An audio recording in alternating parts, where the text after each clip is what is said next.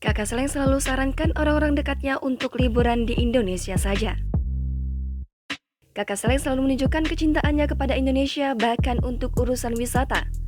Vokalis band Slank tersebut mengatakan dia selalu menyarankan kepada orang-orang terdekatnya untuk berlibur di Indonesia saja.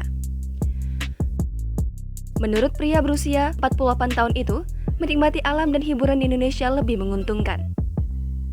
Diketahui, kakak akan manggung bersama Slank di Bali dalam festival Jelajahin Livin Sador Fest Bali Kembali yang akan berlangsung tanggal 27 hingga 29 Mei mendatang.